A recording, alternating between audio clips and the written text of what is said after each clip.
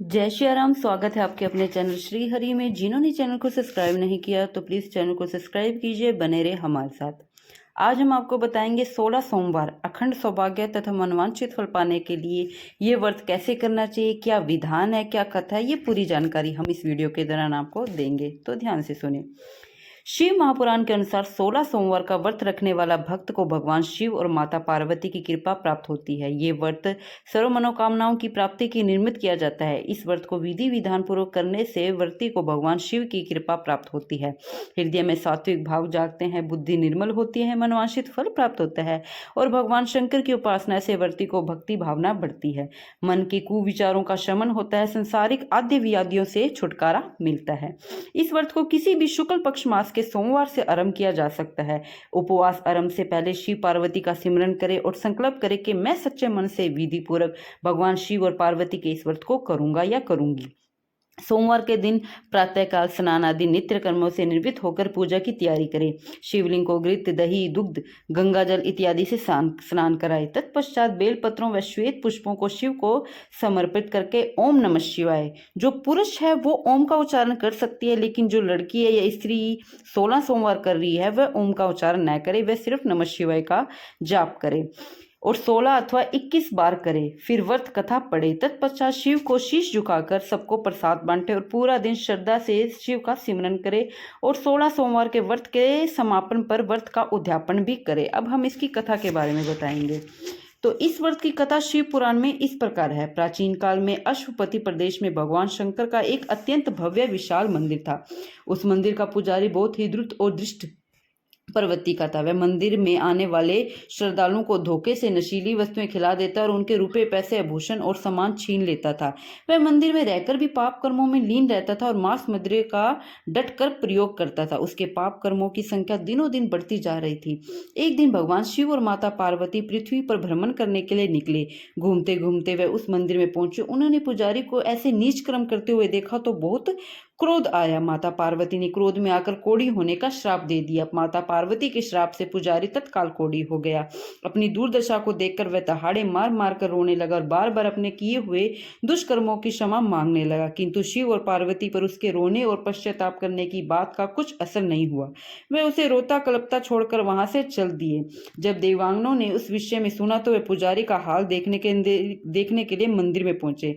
वहां पुजारी की हालत देखकर उन्होंने इस पर बड़ा ही तरस आया। देवांगनों को देखकर पुजारी जोर जोर से रोने लगा। तब देवांगनों ने उनसे पूछा, एक तो तेरा जन्म ब्राह्मण जैसे ऊंच कुल में हुआ, दूसरे तुझे शिव के इस मंदिर का पुजारी बनने का सौभाग्य प्राप्त हुआ, लेकिन तूने अपने पद और मंदिर की गरिमा का दुरुपयोग किया है। तूने शिवालय में रहते हुए भी इनके अनेक नीच कर्म किए हैं। तेरे सारे अपराध अक्षम्य है। फिर भी तेरे इस समय की हालत देखकर हम सब तुझे एक ऐसा उपवास का महात्म्य बतलाते हैं जिसे करने से भोले शंकर तेरे इस महापाप को भी क्षमा कर देंगे। पुजारी के बार बार आग्रह करने पर देवांगनों ने बताया कि यदि कोई मनुष्य श्रद्धा पूर्वक 16 सोमवार का व्रत रखे और सच्चे मन से भगवान शिव से अपने पापों की क्षमा मांगे तो भोले भंडारी शिव उसके पापों को अवश्य ही क्षमा कर देंगे और कुष्ठ रोग से उसे मुक्ति भी मिल जाएगी। तत्पश्चात देवांगनों ने उनसे व्रत करने की विधि भी समझा दी। पुजारी ने उनके बताए हुए अनुसार 16 सोमवार का उपवास किया। उपवास की विधि पूरी होते ही शिव को उस पर कृपा हुई और फिर वहां से वह अपना पहला स्वरूप पा गया। एक दिन वह ब्राह्मण जब शिव की आराधना कर रहा था तो मंदिर में एक निर्धन ब्राह्मण आया और पुजारी से कहा कि हे महाराज, मैं बड़ा ही दुखी और निर्धन हूँ, कृपा कोई ऐसा उपाय बताइए जिससे मेरी सारी कष्ट दूर हो जाए। तब उस पुजारी ने उस ब्राह्मण को 16 सोमवार के व्रत की महिमा बताई और उस व्रत के रखने की विधि विधान के बारे में भी बता दिया। निर्धन ब्राह्मण ने घर आकर पूरी श्रद्धा से भगवान शिव के 16 सोमवार का व्रत किया। व्रत करने के बाद एक दिन वह निर्धन ब्राह्मण एक ऐसे नगर में पहुंचा जहां उस नगर के राजा की कन्या का स्वयंवर रच रहा था। राजा ने शर्त रखी थी कि जिस भी व्यक्ति के गले में मेरी हथनी माला डालेगी उसी के साथ मैं राजकुमारी का विवाह कर दूंगा। निर्धन ब्राह्मण के सौभाग्य से हथनी ने माला उसी के गले में डाल दी। उस निर्धन ब्राह्मण का विवाह राजकुमारी के साथ हो गया। राजा ने अपनी कन्या के विवाह में उसे ढेरों वस्तुएं उपहार स्वरूप भेंट में दिया। जिसके कारण वह खूब सुखी और संपन्न हो गया। वह निर्धन ब्राह्मण जब हर तरह से संपन्न व्यक्ति बन गया था, वह भगवान शिव के उपकार को नहीं भूला था। राशि सुख भोग कर भी वह नित्य प्रति नियम से माता पार्वती और भगवान शिव की पूजा करता रहता था। एक दिन उसकी पत्नी उस राजकन्या ने अपने पति से पूछा कि आपने कौन से ऐसे शुभ कर्म किए थे जिसे आपको अन्यास ही इतना धन दौलत और वैभव मिल गया। तब ब्राह्मण ने उसे बताया कि यह सब मुझे भगवान शिव की कृपा से प्राप्त हुआ है। उसने 16 सोमवार के व्रत की बात भी अपनी पत्नी को बता दी। अपने पति से उपवास के महत्व को सुनकर राजकुमारी ने भी 16 सोमवार का उपवास रखना शुरू किया, जिसके फल स्वरूप उसे भोले शंकर की कृपा से प्राप्ति हुई। उसे चंद्रमा के समान एक अत्यंत ही सुंदर बालक की भी प्राप्ति हुई। बालक की जब कुंडली बनवाई गई तो पंडितों ने कहा कि वह बालक तेजस्वी है, यह बड़ा होकर चक्रवर्ती सम्राट बनेगा, बड़े बड़े राजा महाराजा उसके आगे अपने शीश झुकाएंगे। तब उसकी माता ने पुत्र के बड़े होने पर उसे भी 16 सोमवार के उपवास कराया। जब वह विवाह योग्य हुआ तो विदर्भ देश की राजकुमारी के साथ उसका विवाह हो गया। अपनी पुत्री के विवाह में विदर्भ नरेश ने उसे बहुत से दहेज के साथ साथ अपने राज्य का आधा हिस्सा भी उसे दहेज के रूप में दे दिया। इस प्रकार पंडितों की भविष्यवाणी सच साबित हुई और राजकुमार के माता पिता वृद्ध हो गए तो वह राजपाट अपने पुत्र को सौंप कर तीर्थ यात्रा पर चल दिए। माता पिता के चले जाने के बाद राजकुमार बड़ा ही विचलित हुआ। अब वह दिन रात भोले शंकर की भक्ति में लीन रहने लगा। इससे इस प्रकार शिव भक्ति में लीन देखकर राजकुमारी चिंतित हो उठी।